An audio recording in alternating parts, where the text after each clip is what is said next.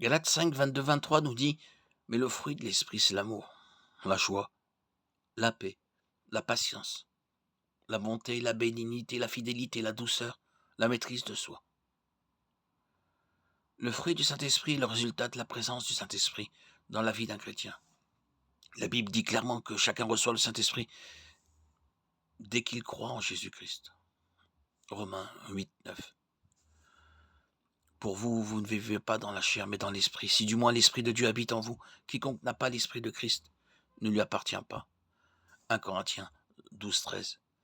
Car nous avons tous été baptisés dans un seul esprit pour former un seul corps, soit juif, soit grec, soit esclave, soit libre. Et nous avons tous été abreuvés d'un seul esprit.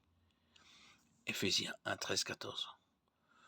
En lui, vous aussi, après avoir entendu la parole de vérité, l'évangile de votre salut, et avoir cru en lui, vous avez été scellés du Saint-Esprit, qui avait été promis, qui est un gage de notre héritage pour la rédemption, à la louange de sa gloire. L'un des principaux objectifs de la venue du Saint-Esprit dans la vie d'un chrétien est de changer cette vie. C'est le rôle du Saint-Esprit de nous conformer à l'image du Christ, de nous rendre davantage semblables à lui. Le fruit du Saint-Esprit est en contraste direct avec les actes de la nature pécheresse. Dans Galates 5, 19, 21, or les œuvres de la nature pécheresse sont manifestes.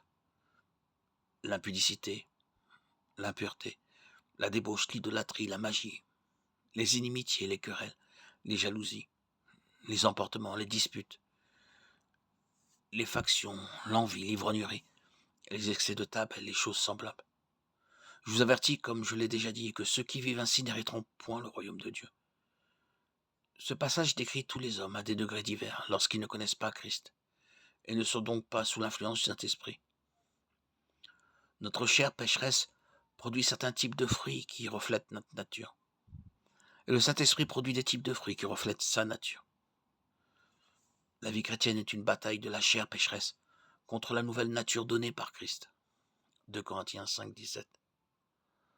En tant qu'être humain déchu, nous sommes toujours prisonniers d'un corps qui désire des choses pécheresses. Romains 7, 14, 25. En tant que chrétiens, nous avons le Saint-Esprit qui produit son fruit en nous. Et nous avons la puissance du Saint-Esprit disponible pour vaincre les actes de la nature pécheresse. 2 Corinthiens 5, 17. Philippiens 4, 13.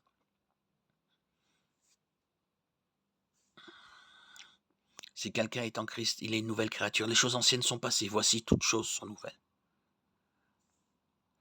Je puis tout par celui qui me fortifie. Nous savons en effet que la loi est spirituelle, mais moi je suis charnel, vendu au péché. Car je ne connais pas mes propres actions, car je ne fais pas ce que je veux, mais je fais ce que je hais. Or, si je fais ce que je ne veux pas, je reconnais que la loi est bonne. Ainsi, ce n'est plus moi qui le fais, mais c'est le péché qui habite en moi. Je sais que le bien n'habite pas en moi, c'est-à-dire dans ma chair, car j'ai la volonté de faire le bien, mais je ne le peux pas, car je ne fais pas le bien que je veux, mais je fais le mal que je ne veux pas. Romains 7, 14, 25. Un chrétien ne sera jamais complètement victorieux en manifestant toujours les fruits du Saint-Esprit. C'est l'un des principaux objectifs de la vie chrétienne. Cependant, de permettre progressivement au Saint-Esprit de produire de plus en plus de ses fruits dans nos vies, et de permettre au Saint-Esprit de vaincre les désirs pécheurs opposés. Le fruit de l'Esprit est ce que Dieu désire que nos vies manifestent. Et avec l'aide du Saint-Esprit, tout est possible.